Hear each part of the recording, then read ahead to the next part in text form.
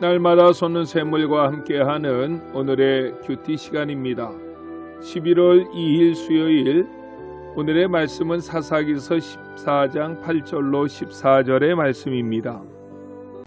얼마 후에 삼손이 그 여자를 맞이하려고 다시 가다가 돌이켜 그 사자의 주검을 본즉 사자의 몸에 벌떼와 꿀이 있는지라.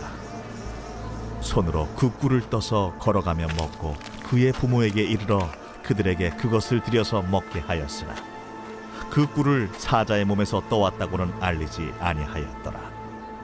삼손의 아버지가 여자에게로 내려가매 삼손이 거기서 잔치를 베풀었으니 청년들은 이렇게 행하는 풍속이 있음이더라. 무리가 삼손을 보고 30명을 데려와서 친구를 삼아 그와 함께하게 한지라. 삼손이 그들에게 이르되 이제 내가 너희에게 수수께끼를 내리니 잔치하는 이래 동안에 너희가 그것을 풀어 내게 말하면 내가 배옷 30벌과 겉옷 30벌을 너희에게 주리라. 그러나 그것을 능히 내게 말하지 못하면 너희가 내게 배옷 30벌과 겉옷 30벌을 줄지니라. 하니 그들이 이르되 내가 수수께끼를 내면 우리가 그것을 들으리라. 삼손이 그들에게 이르되 먹는 자에게서 먹는 것이 나오고 강한 자에게서 단 것이 나왔느니라. 그들이 사흘이 되도록 수수께끼를 풀지 못하였더라. 세일의 특별 새벽 기도회의 두 번째 날입니다. 세일의 특별 새벽 기도회 주제 성구는 에레미야 33장 3절 말씀입니다. 주제 찬송은 찬송가 361장 기도하는 이 시간이고, 일시는 10월 31일부터 11월 19일까지 매일 새벽 5시, 토요일은 새벽 6시, 주일에는 새벽 기도회가 없습니다. 세일의 특별 새벽 기도회를 우리는 부제로 333 기도라고 부릅니다. 3주 동안 3번씩 매일 3분 이상 특별 기도 제목을 놓고 기도하자는 운동입니다. 왜 세일회인가? 성경에 기초했습니다. 다니엘서 10장 2절로 3절 말씀과 다니엘서 10장 12절 말씀에 보면 다니엘은 하나님의 계시를 통해 이스라엘의 고통스러운 운명에 대해 알게 되었고, 이로 인해 번민하며 기도할 때 하나님의 임재와 위로, 응답을 받았습니다. 이와 같이 오늘날 우리의 삶의 현장에도 많은 기도의 제목들이 있습니다. 새 일해 동안 새벽을 깨우며 다니엘과 같이 하나님 앞에 간절히 기도하고 부르짖음으로 우리의 기도가 응답될 수 있기를 주의 이름으로 축원합니다. 오늘은 삼손에 대해서 생각해 보면서 저는 삼손을 한심한 영웅이었다고 평가해 볼 수 있습니다. 삼손이 태어난 배경을 보면 삼손은 하나님의 은혜로 기적 가운데 출생한 아이였습니다. 뿐만 아니라 삼손은 믿음의 가정에서 자라났고 양육을 받았습니다. 하나님께서는 그가 자라는 과정에서 그에게 복을 주셨고 여호와의 신으로 충만케 하셨습니다. 이렇게 삼손의 자라온 과정을 생각하면 우리는 삼손에 대한 큰 기대를 가질 수밖에 없습니다. 이제 삼손은 하나님의 영광을 위하여 큰 일을 하겠구나. 이제 삼손을 통해서 이스라엘은 블레셋의 손에서 구원을 받겠구나 하는 그런 기대 말입니다. 그런데 삼손에 대한 이야기를 본격적으로 시작하는 14장부터 16장까지를 읽어보면 그런 기대와는 정반대의 모습을 접하게 됩니다. 세상 사람들이 흔히 말하는 말 가운데 기대가 크면 실망도 크다는 이야기를 자주 하는데 바로 삼손이 그런 사람이었습니다. 그 삶에 실패한 이유가 무엇일까요? 성경을 깊이 묵상해 보면 삼손은 자신의 약점을 다스리지 못했기 때문에 기대한 만큼 살지 못했다고 봅니다. 사람에게는 누구에게나 약점이 있습니다. 그럼에도 불구하고 최후에 승리하는 사람의 특징은 약점을 강점으로 바꾸어 일하는 사람입니다.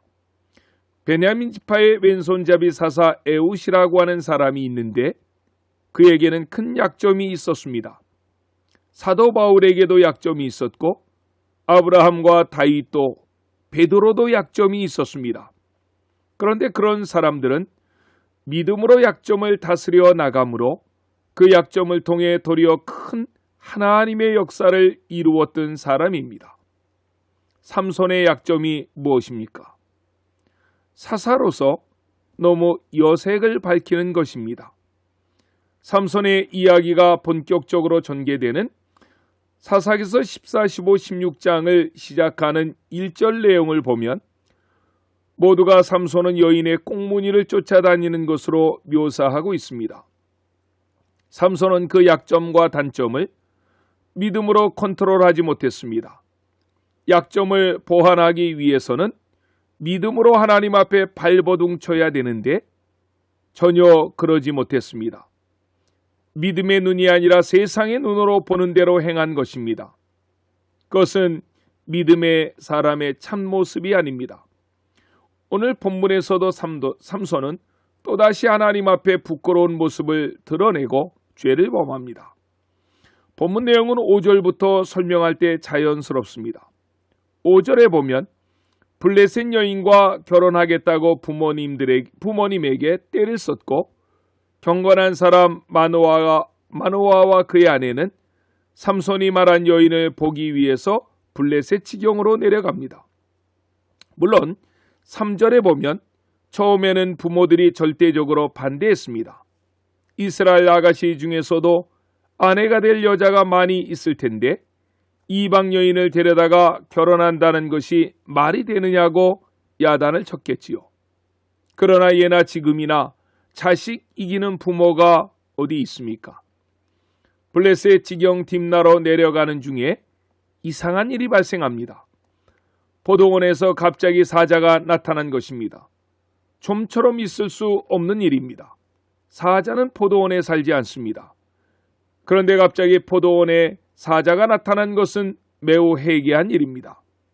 무슨 의미일까요? 하나님의 경고입니다. 삼손과 그의 부모들이 딥나로 내려가는 길을 하나님이 인정할 수 없었던 것입니다. 그런데 삼손은 그 하나님의 사인을 어떻게 합니까? 자기 힘을 자랑하면서 힘으로 그 사자를 찢어 죽입니다. 하나님의 경고를 무시한 것입니다. 하나님의 경고를 무시하면 더 큰 죄가 반드시 따라오게 됩니다. 그래서 오늘 본문의 제목이 죄는 또 다른 죄를 부른다입니다. 하나님의 경고를 무시할 때 삼손에게 따라왔던 더 큰 죄는 무엇입니까? 나시린의 규례를 어긴 것입니다.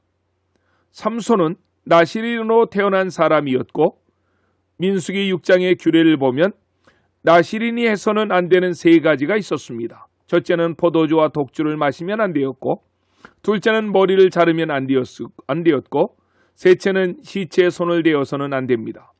그런데 삼손은 나시린으로서 해서는 안 되는 일을 했다는 것입니다. 8절 말씀을 보면 삼손이 그 여인을 데려오려고 다시 딥나로 내려가던 중에 전에 죽였던 사자를 보았고 가까이 가보서 보니 그 몸에 벌떼와 꿀이 있었습니다. 9절입니다. 손으로 그 꿀을 쥐하여 행하여 먹고 그 부모에게 이르러 그들에게도 그것을 들여서 먹게 하였으나 그 꿀을 사자의 몸에서 취하였다고는 고하지 아니하였더라. 아멘. 삼손은 시체를 만져서는 안 되는 사람입니다. 그런데 그는 죽은 사자의 몸에서 꿀을 퍼먹고 있습니다. 죽음을 만진 것입니다.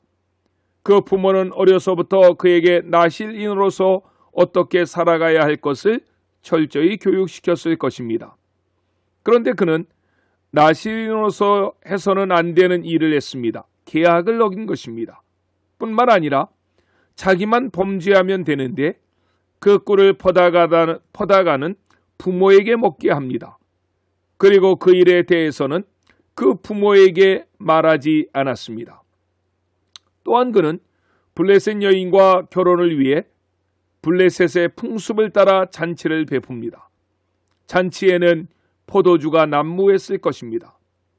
나실이는 포도주를 가까이 하면 안 되지만 삼손은 자신이 나실이라는 사실조차 까맣게 잊은 듯합니다. 나실인의 서약은 하나님과 맺은 언약인데 여인에게 눈이 멀어 신경조차 쓰지 않았습니다. 잔치가 한창일 때 그는 블레셋인들에게 배옷 30벌과 겉옷 30벌을 걸고 수수께끼를 냅니다. 자신밖에 답을 알 수 없는 지극히 개인적인 경험을 문제로 냈는데 후에 이 수수께끼가 갈등의 원인이 되어서 또 다른 많은 사람들을 죽여야 하는 비극을 가져오게 합니다. 이처럼 죄는 꼬리에 꼬리를 무는 것입니다. 결국 이런 삶의 끝은 후회와 실패와 낭패뿐입니다. 한 가지 죄의 마음을 내주다 다른 무수한 죄에 빠지는 어리석음을 범치 않게 해달라고 우리는 날마다 기도해야만 합니다. 그리고 죄의 고리를 끊기 위해 오늘 나는 무엇을 결단해야 될지 성령님의 도우심을 구해야 합니다. 그래야만 죄악된 세상에 살아가지만 날마다 거룩한 삶으로 하나님께 가까이 나아갈 수 있는 것입니다. 그런 삶을 오늘 하루도 살아가시는 안천의 성도님들이 되시기를 간절히 축원합니다. 아멘. 주기도로 예배를 마치고 오늘도 주신 말씀을 붙잡고 하나님께 간절히 기도하시겠습니다. 하늘에 계신 우리 아버지, 아버지의 이름을 거룩하게 하시며 아버지의 나라가 오게 하시며 아버지의 뜻이 하늘에서와 같이 땅에서도 이루어지게 하소서. 오늘 우리에게 일용할 양식을 주시고 우리가 우리에게 잘못한 사람을 용서하여 준 것 같이 우리 죄를 용서하여 주시고 우리를 시험에 빠지지 않게 하시고 악에서 구하소서. 나라와 권능과 영광이 영원히 아버지의 것입니다. 아멘.